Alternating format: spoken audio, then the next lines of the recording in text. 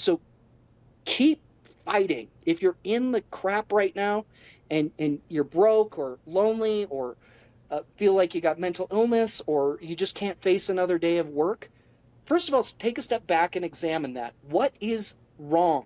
What do I need to change? What can I change? Nobody's going to come save you. Nobody's just going to come fix your problem for you. It's up to you, but you can do it. If you have a problem with drinking, quit drinking. Clear that out of the way so you have the clarity to really examine, what is my heart and gut telling me? What do I need to do to live to my best ability? And you can do it.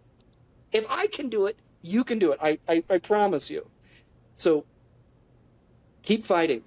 Keep fighting. Do not give up. Do not give up no matter what. Hello and welcome to the Chris Wolfe Podcast on iCode Media. Today I had a great conversation with my good and old friend, Adam Wintz. We reminisced about his podcast called Less Than 2000. It is no longer publishing new episodes yet, but if it's still available, you should go back and check it out. We had a good conversation just about, we meandered everywhere. We talked music. We talked about how to induce shakabuki, which is basically a swift kick to the head that alters your reality forever. Do you know where that's from, Adam? I bet you don't. Pushing 10, by the way, if you've ever seen the movie Pushing 10, which was a Less Than 2000 movie, but one that I never got to review on the show. Anyway, it's about basically embracing the ability to change, improve, get better within yourself, get better for your community. I hope you enjoy our conversation. I enjoyed it thoroughly. As always, be sure to subscribe to the podcast, write a review, share it with your friends, and support those who support us.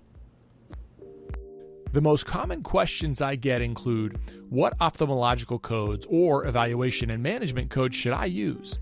What ICD-10 codes do I need to bill with this CPT code? What CPT codes can be billed together and what can't? And my favorite, how do I manage a patient who has diabetes who comes in for a quote-unquote routine eye exam? These questions really highlight the confusion and uncertainty that serves as a daunting hurdle for providers, makes it more challenging for them to care for their patients and provide those patients with the best opportunity for a lifetime of ocular health and clear vision. That's why we built iCode Education, for this specific purpose. Our mission is to provide optometrists with resources to help you understand disease states, revenue cycles, and billing and coding so that you can put that on autopilot and truly care for your patients. Check out iCodeEducation.com. That's EYECODE education.com. We've developed a premier billing and coding bundle that includes all of our billing and coding resources in one place. We also have a 10% discount code just for listeners of this podcast. Enter the coupon code EYECODEMEDIA22 at checkout. We'd love to work with you. Check out iCodeEducation.com. Hello, dedicated optometrists. Are you looking for a way to support your patient's vision and overall eye health? Let me introduce you to Vision Edge Pro, a visual performance supplement that stands out in our profession.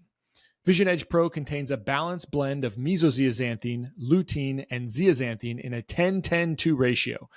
This combination has been scientifically shown to increase macular pigment density, which enhances visual performance, including contrast sensitivity and vision in glare situations.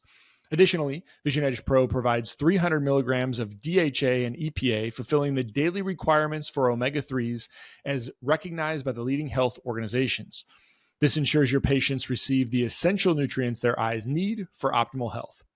Whether it's for everyday screen use, night driving, or enjoying the outdoors, Vision Edge Pro supports your patients in seeing their best. Recommend Vision Edge Pro for your patients today and help them achieve clearer, healthier vision. Contact your local Macu Health representative for more details. Vision Edge Pro, because your patients deserve the best in eye health. Go to macuhealth.com and use the coupon code PODCAST2024 at checkout for special discounts. How are you, Chris? Good, dude. How are you doing? Great. You're looking good. You are too. Thanks. Here's the question. How many kids have you had since we last did a show together? I don't think we've had any. I don't think we've had any more kids. Our 11? youngest is yeah, it's 9. Our youngest is he'll be 4 in October. So it's the longest we've gone without having kids. You look great. Thanks. I always attribute it to having kids, but I suppose you could probably say the same with having cats. That's right. She's on my lap right now. You just have one? I do. But I Okay. am going to the Best Friends Animal Sanctuary in Utah, which is a place that I discovered since I moved out here. It's about 3.5 hours away from Flagstaff, where I live now, in Kanab, Utah. I never knew a place like this existed. I always thought like it'd be my dream to make something like this. It already exists. 20-something thousand acres and about 1,700 animals to 2,000 animals, 100% no-kill, 500 cats, 400 dogs, horses, pigs, critters, creatures. It is the best place on earth. I go there every 3-day weekend. I was there for 4th of July. I was there for Memorial Day. I'll be there for Labor Day. And this time I may bring back a friend for my kitty. Where did you start? Where did you start having a love for animals like that? Wow, you want to go really deep with it? Because I'll give you an honest answer. Yeah, I hope you give me an honest anser. You're an attorney, aren't you? This is true. So maybe you won't give me an honest answer.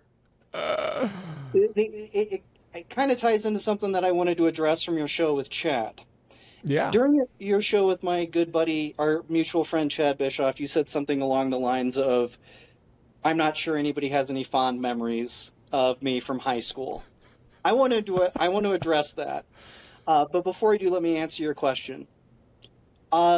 Just because of my circumstances growing up and not feeling very connected to people, feeling like teachers, parents, classmates, everybody was out to get me, no one understood me, just angsty.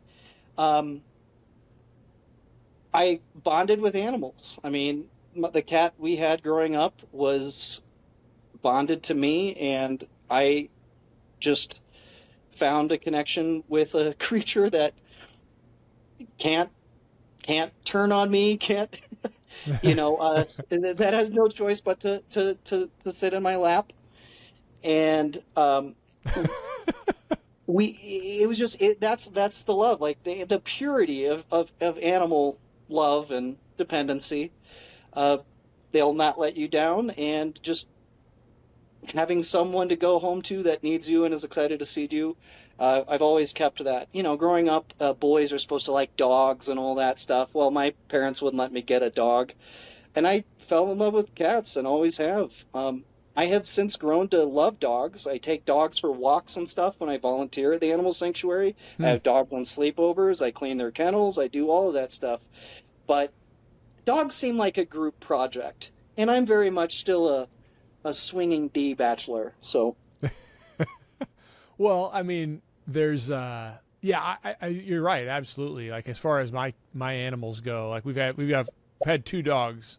So I've always had a golden retriever. I've had my 3rd golden retriever, and I feel like they're just reincarnate they're just the exact same dog.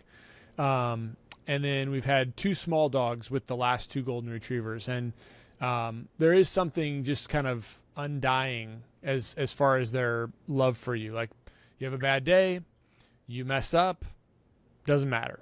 You can't even make them mad. Pretty awesome.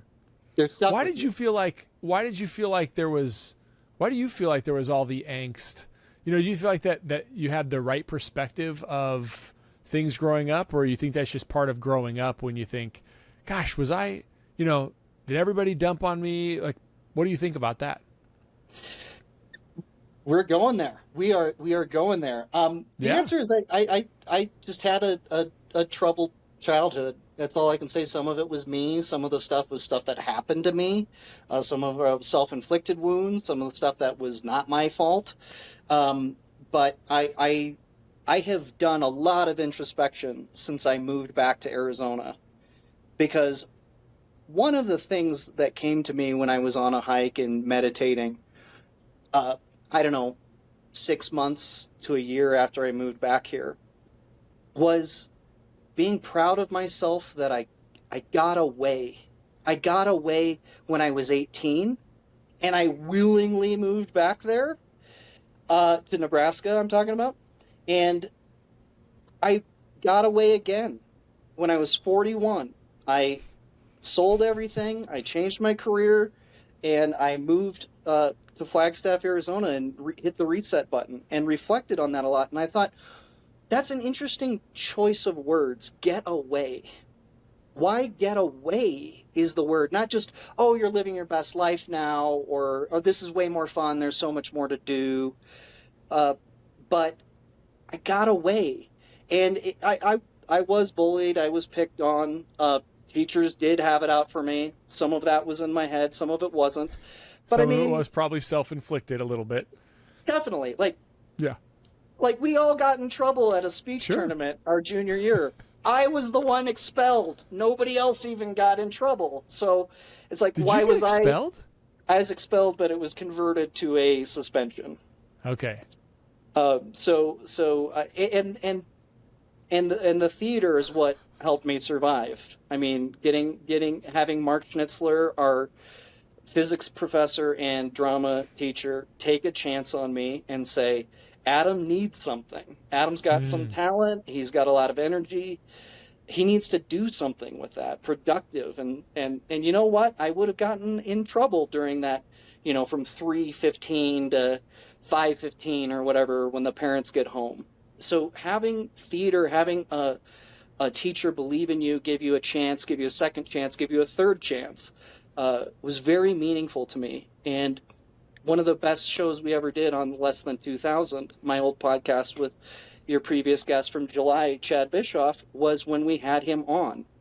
And I was able to tell him as an adult how much that meant to me. I had no idea the significance of it at the time. But, oh my gosh, that saved me. That got me through high school. And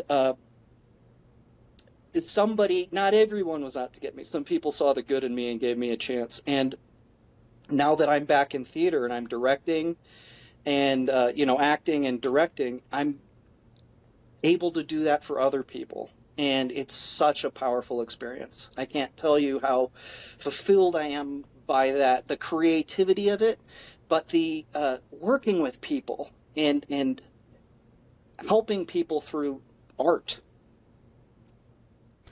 Schnitzler had almost the exact same impact on me. I'd ever share the story with you that Pat, I won't mention his last name. I don't think he would care.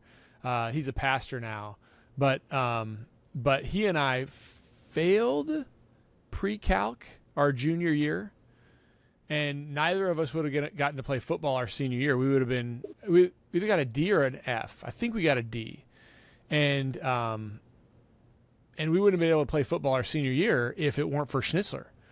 So we basically had to take a summer school course, and we had from the University of Lincoln, or Nebraska at Lincoln, and then we had to find a teacher that would be willing to proctor us basically all summer for no money. Like, he didn't take anything.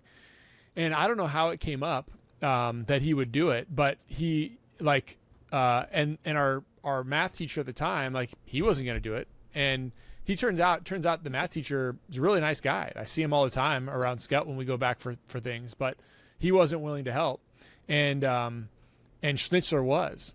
And so total opposite, right? For you, it was theater. For me, it was, he's the physics professor and he can help tutor us for pre-calc, and he'll proctor our course, proctor our tests. And he's the, so that kind of stuff is what a man, Schnitzler is the man, and I'm so glad we reconnected. You had him on your show, didn't you? No, I tried to. He just ghosted me. Oh, okay. Well, first of all, he looks. I'm sure he looks busy. great. I'm sure he's busy. He looks great. I mean, he's 10 years older than us. He looks like Christian Slater. He's got all of his hair. He because when we were 17, 18, anybody older than us were they're 45, right? No, yeah. He was 28. Yeah. And it's amazing. I can only imagine what that felt like to hear from a student 20 years later and be like, more than 20 years later, a quarter century later, and be like, dude, you saved me. Thank you so much. And also, Chad thanked him on our show for allowing him to graduate high school, because you can imagine Chad didn't do great in physics. So he helped you out so you could play football. He helped Chad out so he could graduate. so got a solid man. dude. And, Yeah. and let me share a quick story with you. So just to let your listeners know, we're talking about Chad Bischoff, my old, my still friend, but my previous co-host on Less Than 2000, our podcast about the 80s and 90s. And he, after we did the show with Schnitzler, I called Chad and told him, I think we're done. I think this is our final season, because I've got what I need from this. And I want to do more. And I made the decision to try out for a play, and I had not acted since my senior year of high school. So 24 years later, I tried out for a play. Wow. And I got the starring role in a play called Stage Kiss, where I had to kiss this girl 30-something times per show. And that wasn't bad. And as soon as I was done, a week later, they asked the director of that play, and the executive director said, will you direct the winter play? I know you've never done it before, but you're an attorney, so you're smart. And you took such good care of your cast. Like, I had not acted in all those years. I was 42, and I decided, like, I need to be the leader. I'm the oldest one in the group. I know I'm not a theater guy right now, but, like, somebody needs to be a leader of the cast. The director's the director, but the cast needs a leader. So I looked out for everybody. I gave people cards. I did a special handshake with everybody. I just really took care of everybody, including my co-star, who I had to kiss all the time. And they saw that in me, and they took a shot and let me direct. And it was so hard. I was so nervous that I'd screw it up. I had so much anxiety about it, but it was so fun and rewarding. And after we opened and got a standing ovation in a sellout crowd, and they gave me, the cast gave me a card, and I'm reading that card at about 2 a.m. because I can't sleep. I'm so full of energy and excitement. I'm reading this card, and there were at least 3 people in the cast that I identified with as me as a teenager. People who were saying, you got me through a really hard time in my life. I needed this. Like, one kid didn't get into the school he wanted to get into. Other people had their death and sickness going around, and people, a couple people, divorce for somebody. That theater saves people. And I just started bawling in the middle of the night reading this card, because I'm like, I have gone full circle. And now I'm Schnitzler. Now I'm doing this for other people and making a positive impact in their life. And since then I've directed 2 plays. I've assistant directed 1. I've acted in more. I'm in Rocky Horror Picture Show coming up. I'm directing Clue in man, in the winter play. Are you going to do Noises Off again? I tried. I put it forward. I really? definitely put it forward. Dude. And Michelle and Schnitzler said, no matter what, they would come out for it if I ever pull that off. Oh my gosh. Like, I don't know. I've told you this before, but I don't know if it was the time of our life or it was that good, but man, phenomenal. The whole thing everybody was phenomenal in it. I mean, I think back and I can't remember laughing that hard. Maybe ever. Yeah. Phenomenal. So I want to take a step back, because what you're describing, I wonder if, didn't get labeled years ago as sort of like a midlife crisis. Now we're kind of in the thick of that, right? Like, what are you, 45? I'm 44. I'm 44. 44. Yeah. Yep. So 44. And I have this like distinct sense that and I always talk about men because I feel like men are sort of unique in this way, and I think women are different in other ways, obviously. So I could be totally wrong that everybody needs this, but from my perspective, men need to do hard things, and we need to continue to do hard things that challenge us, things that makes us anxious, things that bring us to the brink of failure and actually do cause us to fail. And then we have to break through that. And I think it has to be continuous. I don't think you can sit and sit back and be like, hey, I've made it. I've got anything I want, and I've got enough money. I just don't think that works as a human, as a man and as a human. I think that is a recipe for disaster. I think it causes people to go down bad paths. They get complacent. They get angry. Anyway, having said all that, is what you're describing sort of an extension of a midlife crisis, or is it a prevention of a midlife crisis? I've had multiple midlife crises already in my life. I think this is more of a reflection of living my best life and just leaning into it. Thank God we're the age we are. I mean, the alternative is we don't exist. Like, time moves one way, and if you get old, you get old. But I think part of what you're saying is pushing ourselves, pushing our boundaries. I'm wearing a Mean Girls shirt, and because it's from my theater, and I used to be a hater. It was very evident when I go back and listen to less than 2,000 episodes. Yeah. When I think about myself in high school, that sucks. That's not who I am. All that does is disconnect you from possible experiences. That I don't see any benefit of saying, no, I don't like country music, so I'm not going to listen to that. Give it a shot. You may like it. I used to hate musicals because I don't sing. I don't do jazz hands. I'm a theater guy, but I don't do musicals. And I didn't go to musicals, but now I do, because it's interesting. It's fun. It's this whole new world of things that I can appreciate. I used to hate Shakespeare. I didn't like the Romeo and Juliet movie from the 90s, but I want to go back and watch it now because I am so into Shakespeare now. It's great entertainment. And all you do when you say, that's not me, I don't do that, is limit your experience on this world. Give it a chance, lean into it, take a risk, push yourself. Like you said, you may fail. That's okay. We're humans. We make mistakes. Allow yourself to be human and make mistakes. Don't hold yourself to a standard that you don't hold other people. Give them the grace. Give yourself the grace that you give to other people. And try. And there's no bravery without fear.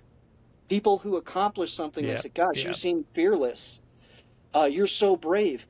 No, the fear is there. It's very much there. But pushing through it and digging deep and finding that you're capable of more than you ever realized is what life is all about when it's lived to the fullest. Because just playing it safe, and that was my issue the last couple of years in Nebraska. Is just like, another year of this? Every birthday, every New Year's. It's like, how much longer are you going to keep letting the grains of the hourglass of your life slip through your fingers?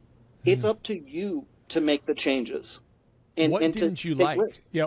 Well, like when you said talk about making changes, so you just for the audience that has been with us for years, this is actually, I think Adam and Chad have been on the podcast more outside of Aaron and Ted, and probably Kyle, as sort of non-regular guests. Chad and Adam now have been on the podcast. This is Adam's third time. They both probably been on the podcast more than anybody else. And but I think if we go back, when I had talked to you the first time, I had just heard your podcast, your first episode of Less Than 2000. And I said, you guys got to come on my show. I'd love to talk to you about it. And I just loved what you guys were doing. And you had, at that time, I think you had just recently moved back, or maybe you had a few years prior to that. So you got, you moved back. If I remember right, you bought your dad's family law practice, right? That was the plan. It never went through, but that was the original plan. Yes. But then you started your own law practice. Is that right? or you became a partner or something here? Because you Nope, mentioned you sold that. Nope. I went to a bank, and then I went to a law firm, and then I went to another law firm, and just kind of did that thing, chased the dream of being a partner and all that stuff, and it just wasn't making me happy. But and how long did you do that for? I was there for 9 years. Oh, you were back here for 9 years? Yeah, and I guess it felt like it was a lot shorter than that, but it was a weird time. Why did you escape? What was pulling at you where you felt like you weren't fulfilled in it? Like, describe that for me. I'm happy to. One of the things, I say this tongue in cheek, but it's true. One of the things is, Nebraska switched their tourism slogan to Nebraska. Nice. It's not for everyone. Yeah, it's not for everyone. That's literally the tourism slogan. What they say and I know a certain amount of that is like, you're not everybody's cool enough for Nebraska. But like, it really got me thinking, like, if the tourism slogan is it's not for everyone, maybe it's not for me. And I think the biggest aspect of it is I'm such a huge fan of the outdoors. And there's only so many times you can go to Mahoney and Platte River State Park and Zorinsky and all the, Neil Woods and all those places. I had done them all. I had done all of them. I look at my All Trails app when I'm in Omaha, and there's like 30 trails within 50 miles of Omaha. I'm out here, there's 500 trails within 5 miles of my front door. There's a mountain. There's the desert 40 minutes south. There's the Grand Canyon 45 minutes north. There's Utah a few hours away. There's the reservation. Just that feeling. All I can describe it is like Luke Skywalker in Star Wars, the original Star Wars, where he's looking at the sunset and he's just this farm boy that wants an adventure and feels like there's more out there for him. And I had that feeling just so much, like, this isn't really what I'm supposed to be. And it was really hard to... There was a breakup in there, too, in full transparency. I was in love with a woman that I thought I might, spend my life with. Wow. And then when that didn't pan out... Was that, like, recent before you left? We started dating in 2019. We broke up January of 2021. Okay. So I think I remember that had happened.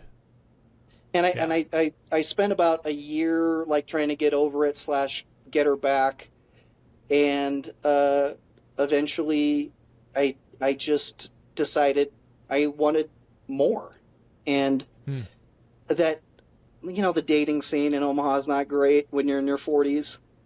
Shocker, you wouldn't have any experience. Is it good anywhere when you're in your 40s?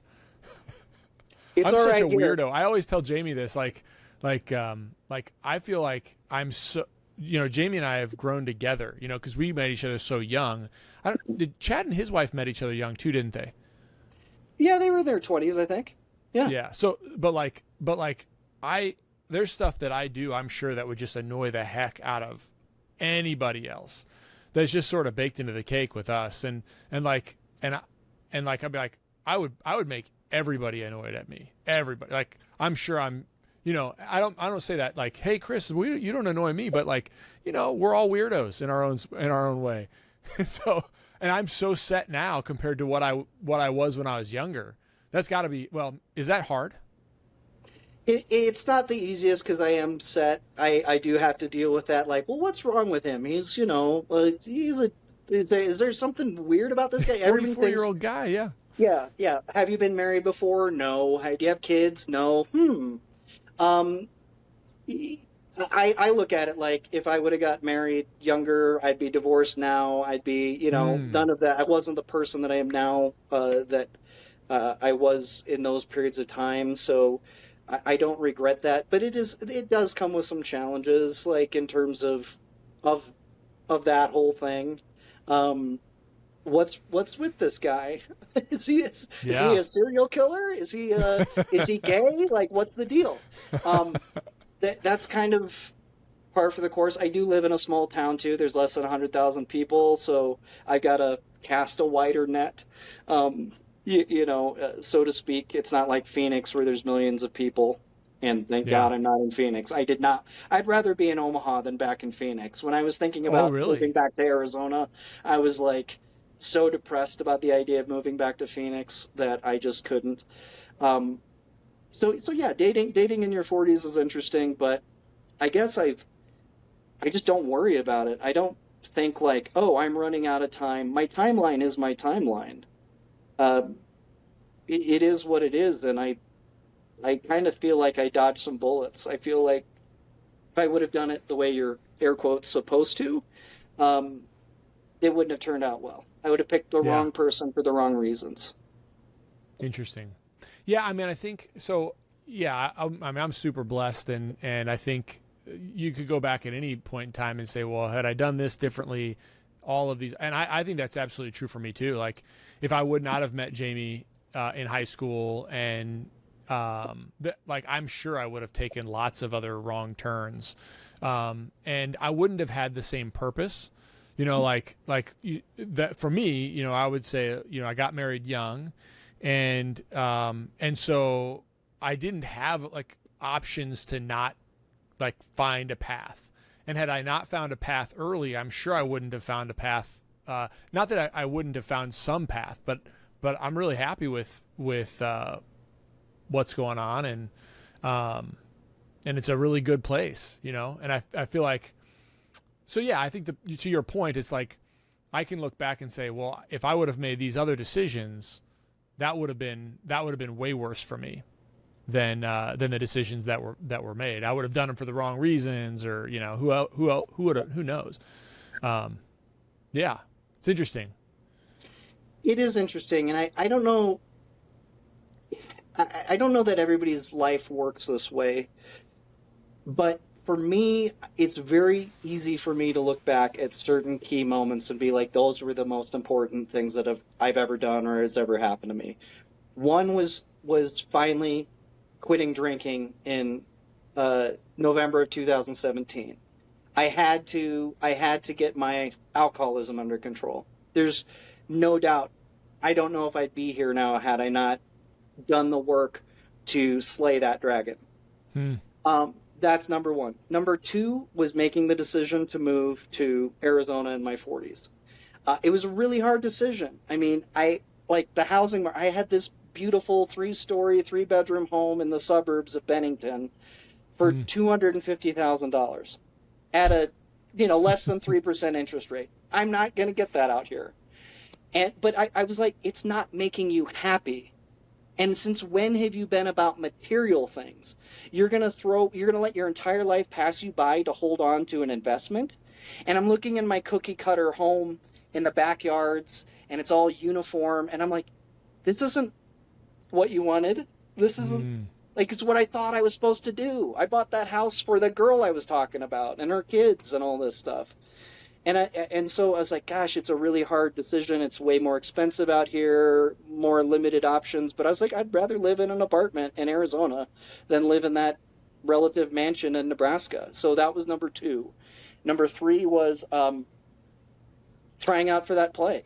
It has completely changed my life. It's made friends. I found purpose. It gives me that creative outlet. And number four is becoming a public defender. I had been an estate planning attorney for 16, 17 years.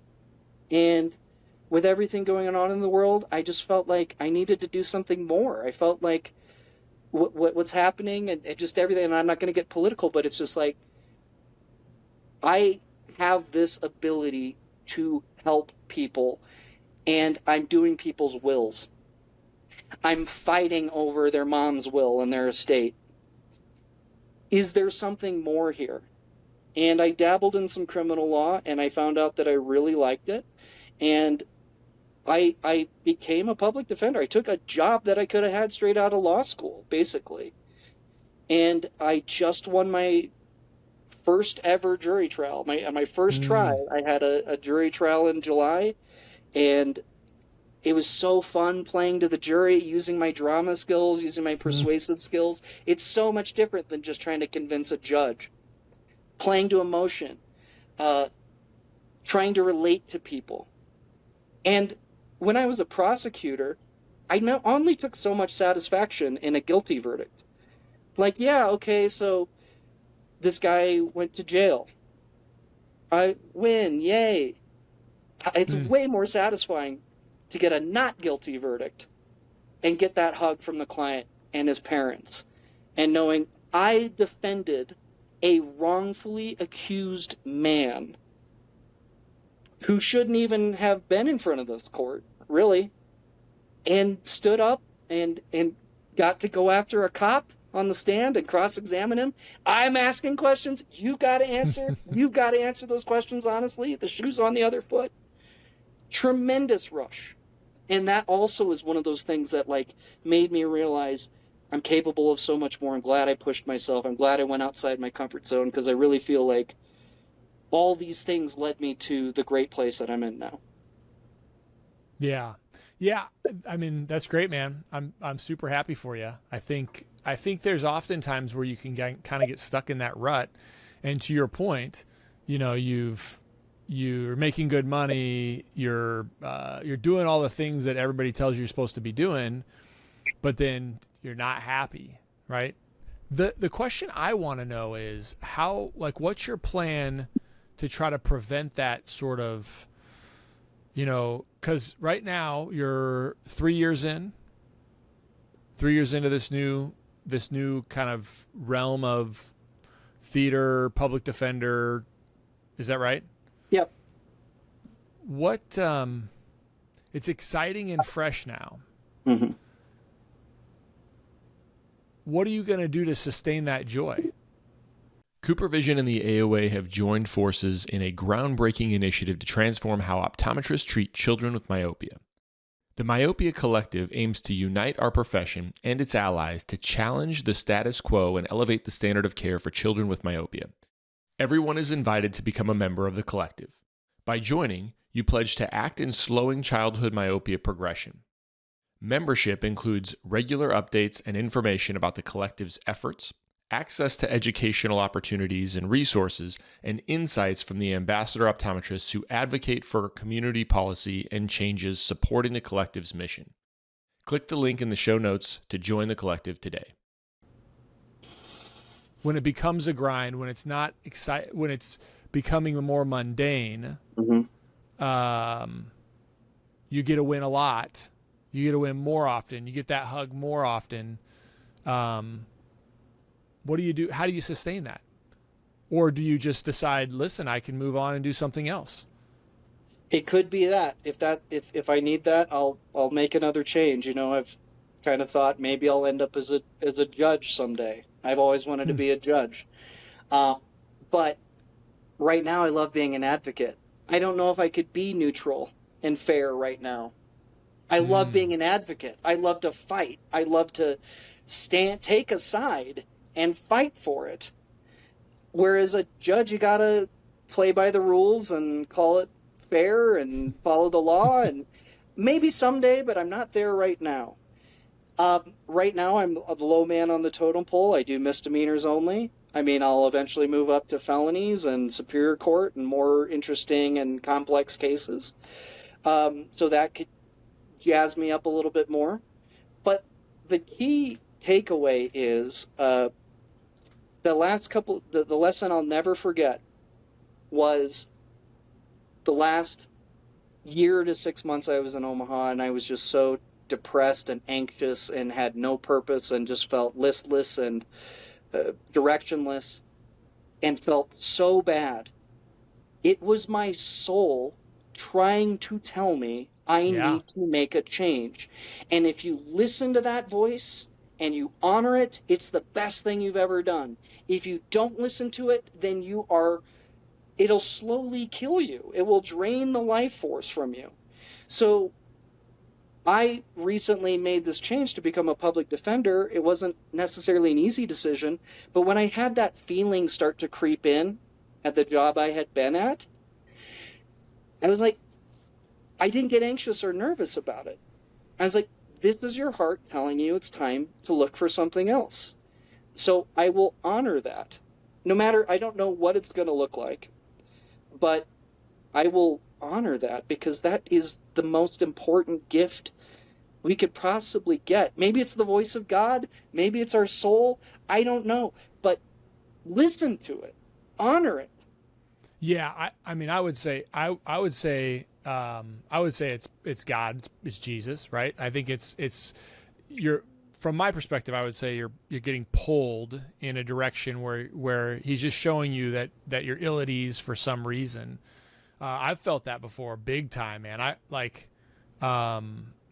I was, I've been a faithful person for a long time, and I've been I've said this, I've been a Catholic for my whole life, and I spent about 20 years of my adult life being the kind of Catholic that wants to understand the theology of Catholicism so I can have a deeper, explainable faith without having as much of a relationship with Jesus as I should have. So I was focused more on almost winning an argument, right? I want to know all the details. So if somebody comes to me about X, Y, and Z, I can explain to them why my faith is based in reason. And that wasn't enough. I was actually kind of in the thick of building the new building and uncertainty in terms of merging a business, and then a lot of tax strategy things that Nebraska did, where it allowed you to go back and pay duplicate payments for it's called PTET. I'm sure you're aware of it, but basically to go back 5 years and repeat the payments you made, but you had to come up with the cash. You know what I mean? So I had all these uncertainties, and I was feeling exactly what you're describing about a year ago, actually. And I just was like, what is going on? Feeling just uneasy and anxious. And I started kind of searching for what is, I'm doing the things I'm supposed to be doing. Faithful, I'm obedient, but I just didn't have a personal, or as good of a personal relationship with God. And so I started meditating, with sort of the idea of Jesus and sitting next to Jesus. And these are things that people, like my kids, have done these things. Like my college daughter and my senior son, they do this. If I told them about this story, they'd be like, yeah, Dad, we've been doing that for 10 years, but that's just not how my faith was built. And man, it was, for me, what you're describing as getting away. For me, it was realizing that I'm walking with, Jesus is walking next to me, and I just have to realize it and listen and talk and have a conversation, have a relationship with him. So I don't know. I'm not trying to inject religion and faith, but I see what you are going through, and I feel like, man, I went through the same thing.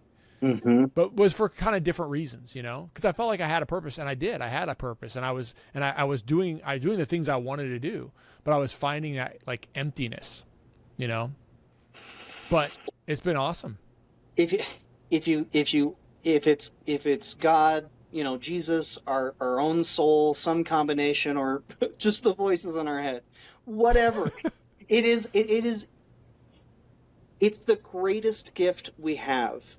I think I can tell you my number one asset and my number one liability is my brain.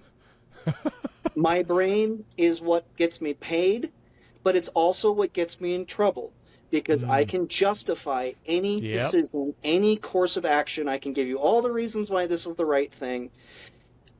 But heart and gut are what I find are the most reliable, trustworthy, important things. If my brain is telling me one thing, but I got a weird feeling about this, I should go with my gut. Don't do it. Or whatever. Stay away from that person. Whatever. No matter what. also being true to your heart. My heart was in Arizona. That's where I'm supposed to be. My heart was in the theater. My heart was, and doing those things and saying, don't stop, shut up, brain, and just let me live my life and follow my heart, and stop trying to tell me, oh, well, financially it's not a good decision, and oh, you've done all this stuff and you're here, it's a cycle. So the only thing that can cut through that is the heart and the gut. And you and Chad talked about music a little bit, and I think, and I know Chad's not a huge music guy, but I know you are. Oh, yeah. And you said 1,000 something records. Yeah. Music is one of those things that cuts through our souls. I mean, it just cuts through the noise and hits you in a spot that connects with you in a way that it just other forms of media can't. It's more of a heart thing, more of a gut thing, more of a, you feel it in your bones. It's less cerebral, and music is very important to our lives. Yeah. And can help Dude, us connect soundtracks. Yeah. Yeah. Just soundtracks of your life. Like, you think about, oh, if I was riding in a car during this thing, what's the music playing? Have you heard Fat Freddy's Drop? I don't think I talked to Chad about this. No. Dude, no. You got to check out Fat Freddy's Drop. So to give you some perspective, right? Think about like a reggae, jazz, funk awesome band from New Zealand. Yeah. And they've been around for 25 years, and I just discovered them 4 months ago. And they're like a jam band that will take a 7-minute song and make it into a 20-minute, like, unbelievable, just like, what is going on here? I am so in. As soon as we're done with this, I will put some on. All their discography, you got to get into it. It's incredible, and I think one of the great things about music, and I want to get into like a broader discussion about nostalgia in general, but one of the great things is you discover new stuff, you discover new old stuff. There's bands like Porcupine Tree and Riverside that have been around forever that I didn't really get into until I've been out here, and like really deep music that has made me realize a bunch of stuff, but also stuff that we grew up with that you re-examine as an adult or at different phases of your life. Tool's Anima from 1996 was my favorite album amazing. Like ever. Still but amazing album. With more experience, you're like, whoa, this is even better than I thought. Or I just noticed this new lyric, or that song is about that, and I thought it was about this. And it's still just incredible music. And I think that's what nostalgia does for us. And that's what was kind of cool about our show Less Than 2000, which was, I didn't realize it until towards the end of the show, but I thought I'd go back and rediscover or discover for the first time all this old stuff. And we did. But really, I discovered stuff about myself. Because the media doesn't change. That movie, Grosse Pointe Blank, is Grosse Pointe Blank. It's been that way since 1997. Yep. But you re-examine it, even since you and we did the show on it. And it's like, oh, there's a new layer here. The media hasn't changed. We've changed. So it's a great way to like hold up a reflection of ourselves and see the growth and differences in our lives based on something that's been around for decades. Yeah. Well, and the fact that it meant something to you at one point, and then and it still has that, like you said, nostalgia, it still has this pullback to what it was at the time. Sometimes you can put your finger on why you liked it. Sometimes you can't put your finger on it, but then you watch it in the future and it, like you said, it's like, oh, that is that. I like it even more now because of other things you didn't understand or didn't get. It's and music does the same thing for sure. What is with it with like, and music does this all the time where you download something, and this is why I like records is that, you buy a record for one song, and then in a week, that's your least favorite song on the record. Right. Whereas, you buy like right now, and what I continue to do is if I use my Apple, right, is all my iTunes, I will commit to when I find something like Porcupine Tree is on my list next. So when I listen to, whatever, if you said, hey, listen to this song, Chris, this is what's going to get you into it, but then listen to the whole album because that's what's going to keep you around. There's something, I don't know what that is. I'm sure people who understand like the details of music a lot better than I do would understand that. But like, there's something about being intentional about listening to the artist's full arrangement from start to finish that I'm sure is as intentional as a play. It has ups and downs and pulls and, really good artists, of course. And that I think is just missing if you're just consuming music purely on a digital format or never had the experience to have it on vinyl. Yes. And it's important, it's fun to listen to the full discography, to hear the evolution of the artists and say, wow, here's where they started, where they started in a great place and got more commercial and tapered off, or they just lost it, or somebody left the band, or maybe they grew into themselves. Like, oh, those first few were very rough. Those first couple EPs were rough. The debut album wasn't great, but they really hit their stride like by the third album or whatever. And all of that is important, as are the tracks on the individual albums. And I think there's something to that of like, you want to listen to your favorite song, but it's so easy now to just skip to that favorite song and ignore the rest of the album. They put a lot of work into that album. Like, you owe it to listen to it at least once, and then I think re-listen, because to your point, I got it for this song, but I'm tired of it now. Oh, that's the song everybody likes. I like the B-side. I like the other, the deeper tracks, the in-between tracks, and like, whoa, that's some really great stuff. And it's beautiful. I guess if there's a theme to the show, it's like, the more you open yourself up to the possibilities and experiences, the richer your life will be. You're only going to limit yourself by saying, I only like this genre of music, or this type of movie, or I don't like anything after 2000. Is that why you had to end the show? Is because you realized you could like other things?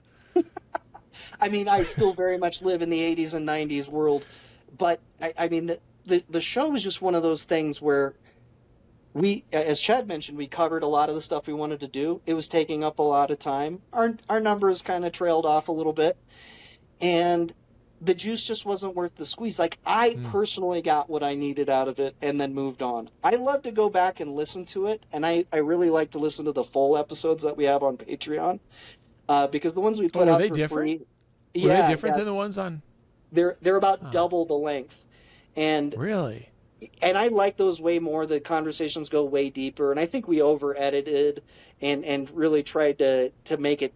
Chad had this thing about it has to be 20 minutes. Your shows are 100, over an hour. Like, a lot of podcasts are multiple hours. One of my favorite podcasts is The Rewatchables with Bill Simmons. Okay. And they have a 5-hour discussion on Pulp Fiction. They go scene by scene through Boogie Nights.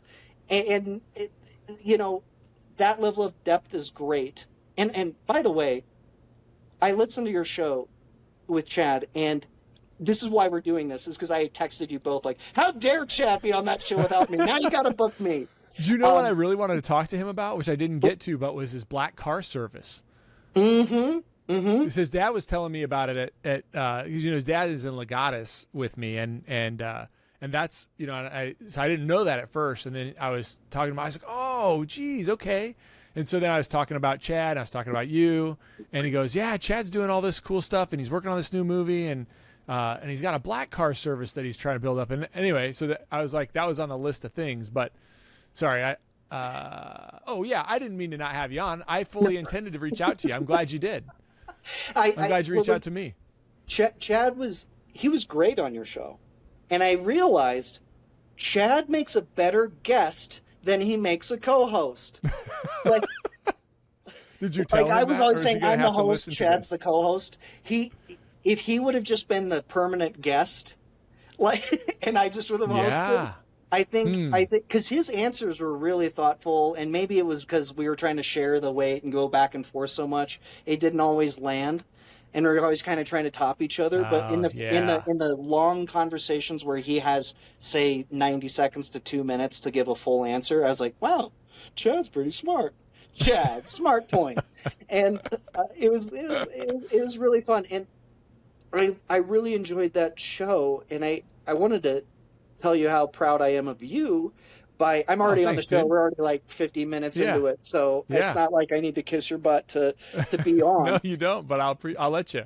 But you're so, first of all, the fact that your show is still going, way past the pandemic, still going strong, and you've got multiple hosts, and you've got a real thing going on here with your podcast. You're a successful business, and I know I don't even need you to answer to know your number one accomplishment is a quality Catholic father and husband to your kids. I know that would be your number one thing that Thanks, dude. Thing you're the most proud of in your life, and deservedly so. You seem to be doing great, and I wanted to give you that kudos now. And I also wanted to address what you said about no one had anything positive to say, because when we were in high school, you were a ray of sunshine. Like I looked forward to, if I recall, I may have some of these details wrong. It was like the first period, I think after lunch, it was with Mr. D or Mr. M. It was, I think, one of those two, D. Door. Oh, okay. Yep. Who, by the way, told me he was Frankenfurter. He played Frankenfurter in Rocky Horror Picture Show, the Tim Curry drag part. And that was amazing. And I just remember like how rough high school was, but like getting to talk to you during that class was one of those things that like made the day a little less crappy. And because we had deep conversations, like we talked about music and girls and whatever high school kids talk about, but we also like, well, the thing I really appreciated about you is like, here's somebody who thinks beyond those things. Here's somebody who I can actually have a conversation with that is stimulating and interesting and just made the day a little bit better. Like someone that I connected with, and that meant a lot because high school is really rough. And so those bright spots I always hold on to. So you made a difference in my life too, believe it or not. Thanks, dude. Thanks for saying that. I'm not just blowing sunshine. I have the same memories of you. One of the things that I particularly remember, and I should ask you this should be our cold open, is, are you still a socialist?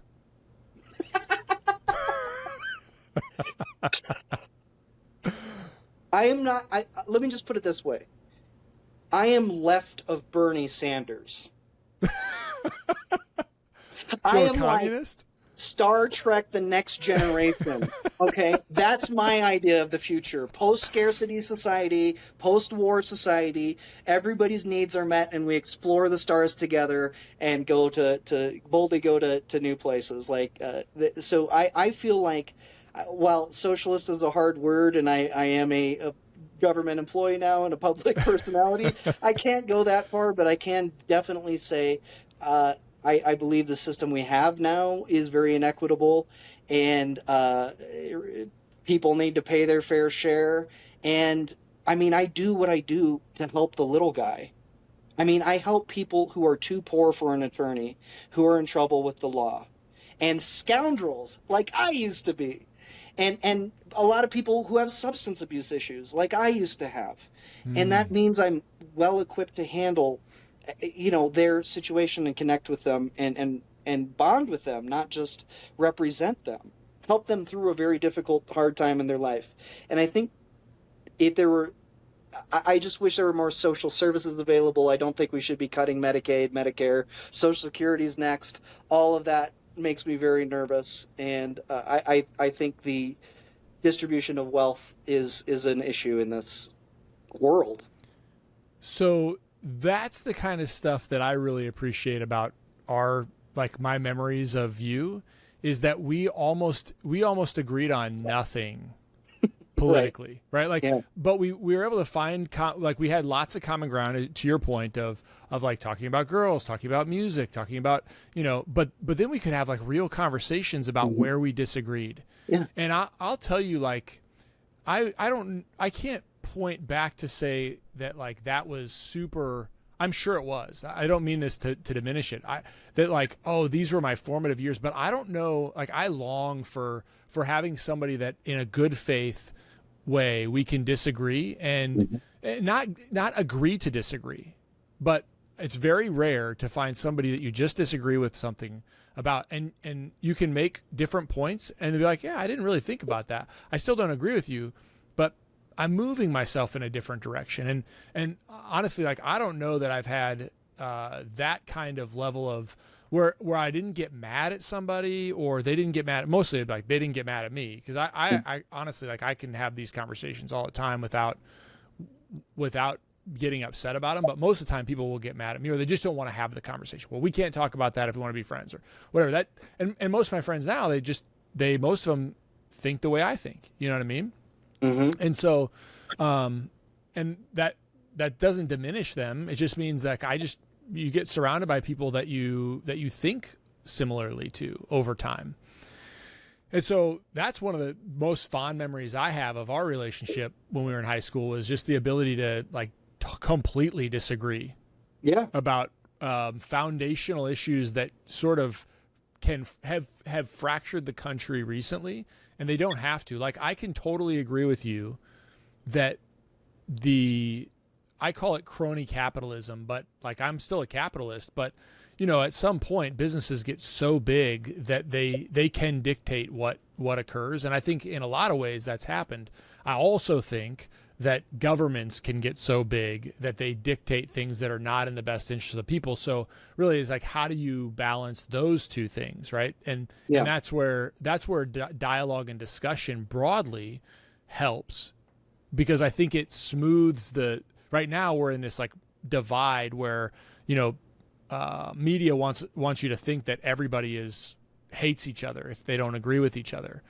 But the reality is I think most people don't always agree about things, but they figure out ways to around them. But I think we should figure out ways to talk about them more. So that's what I think about when I think about you. I don't have a single memory of having like a fight with you about it. We did not agree on the foundational things and how to address the stuff, but I never once left that class thinking like, Chris is such a jerk, or he doesn't know what he's talking about. I find it stimulating to find somebody that can hold their own in a conversation with me about those things, respectful, also be open to new ideas. You told me things that I'm like, rethink this. I make you re-examine things and respectfully. That's the way the world should work. That's the way our politics should be. The world would function much better than that. And I guess, you know, I could live with a capitalist society. I can. But you are. My problem is it's not what they say it is. It's not fair. It's not best person wins. They get certain people have so much money and so much power that they can rewrite the laws to do whatever they want. They get corporate handouts. They get tax breaks. That's not true capitalism. That is socialism. We're just giving the money to the people who don't need it. Listen, man, you don't have to. I'm not going to disagree with that aspect of it. You know, I think that's the part that I really just, you know, you look around and you're like, this just isn't right. It's not right. On the other side, you know, like it's hard because we do have to make judgments. And so you think about, well, which social services do we need to get rid of? Mm-hmm. And there's a lot of them. There's a lot of, I mean, you know, you mentioned COVID, and I mean, our government ran amok with COVID. They ran amok with COVID. And we're just starting to sort of be able to have public conversations about that again. Yeah. You know?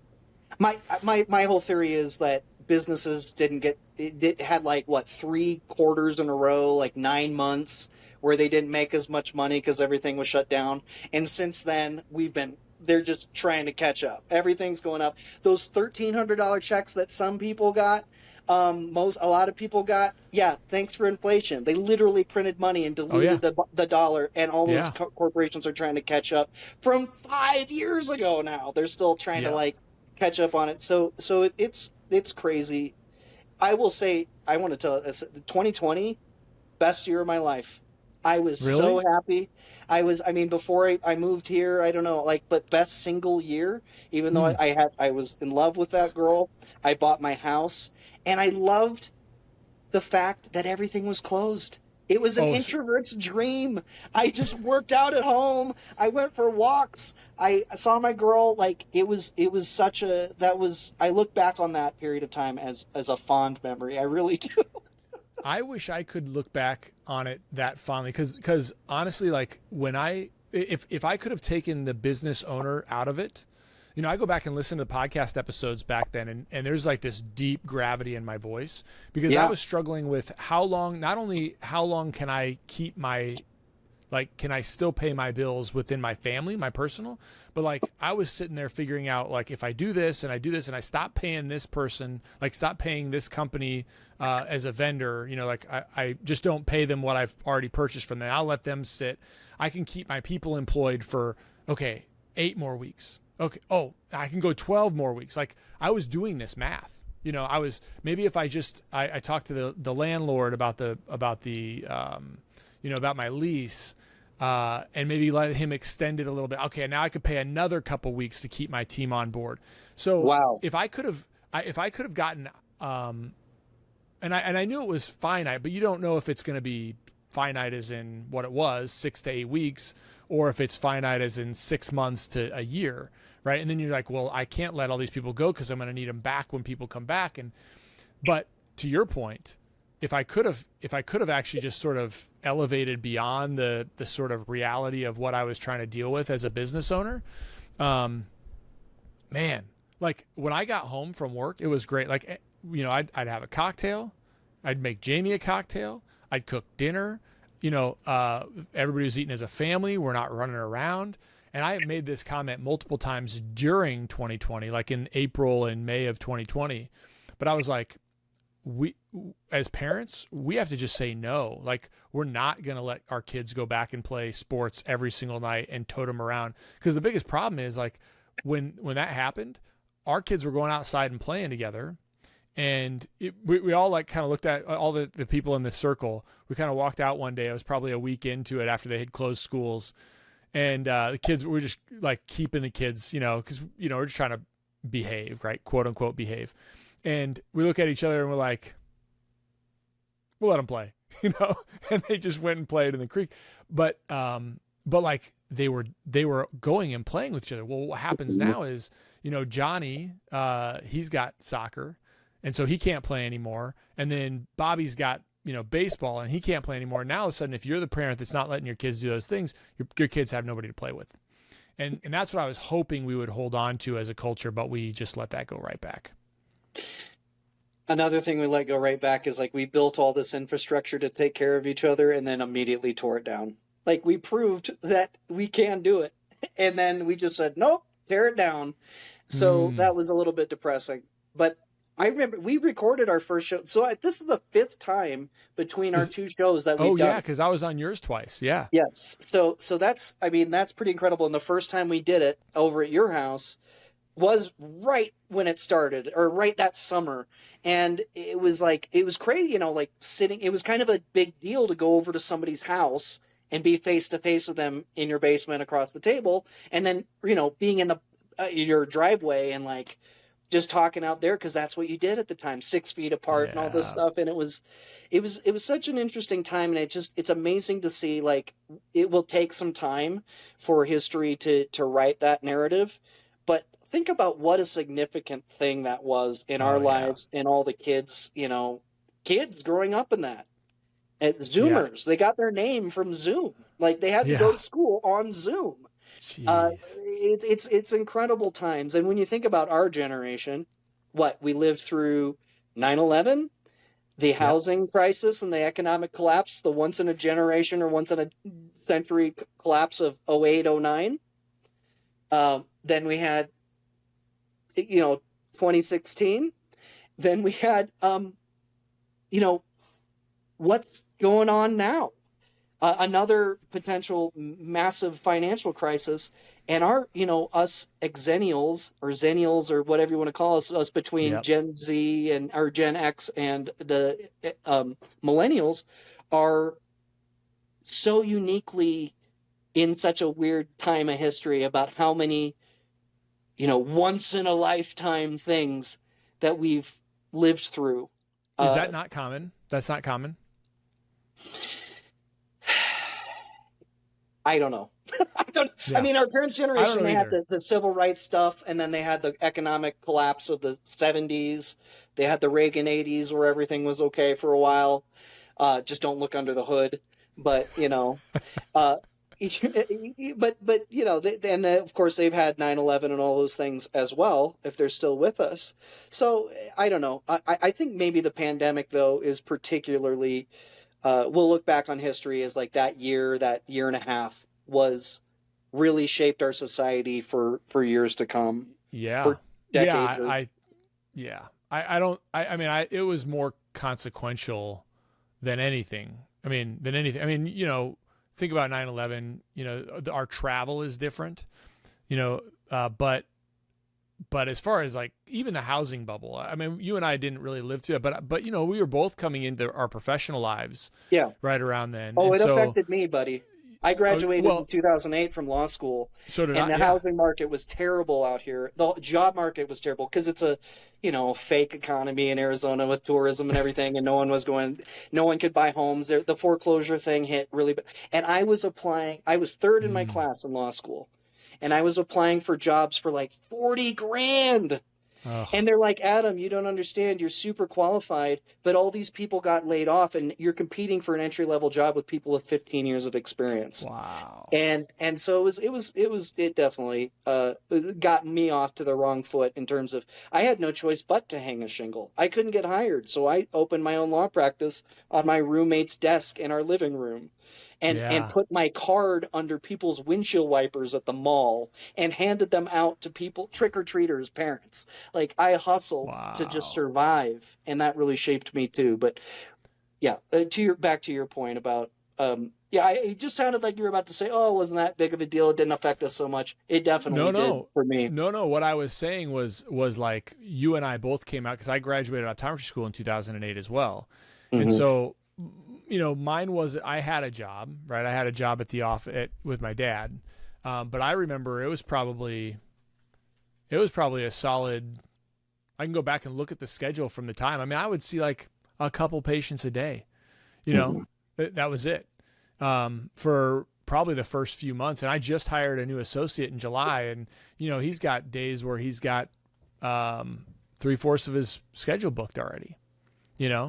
So. Like it just took me a lot longer, and maybe it's just me. Maybe he's better, and probably is. But like that, we lived through that. So it shaped that. So what that did was it made me really conservative in terms of the dollars that I'm spending. So I wanted to make sure I had more. I never had debt, and like I was paying for things as they went. That's how it shaped my life. And then 2020 was just another total reshape. And you think 5 years ago, it's been 5 years, and it's still you start thinking about. What are our behaviors like now because of what happened then? It's a big deal. It's a huge deal. And I just, I wonder about younger people too, who grew up. I mean, at the time I'm like, so what if you can't go to your commencement for high school graduation? It's high school. Who cares? Like, oh, all these people, we don't get graduation. I don't get to walk for my high school graduation. BFD. Well, because you know what? I didn't care about my high school graduation. But when I step back and think about it, I'm like, no, that is huge. I mean, imagine starting your first year of college and you don't get to go to class. Yeah. Imagine if you're one of those people that, has a hard attention span and you're sitting in front of your computer for 6 hours or however many for school. Like, that would be rough. That would be very, very rough. So another theme of this is just keep going. No matter what. I don't know. This is not my TED Talk. I'm not here to do an inspirational speech. But it's true. Like the fact, anybody listening to this, the fact that you're still here is proof of how strong you are.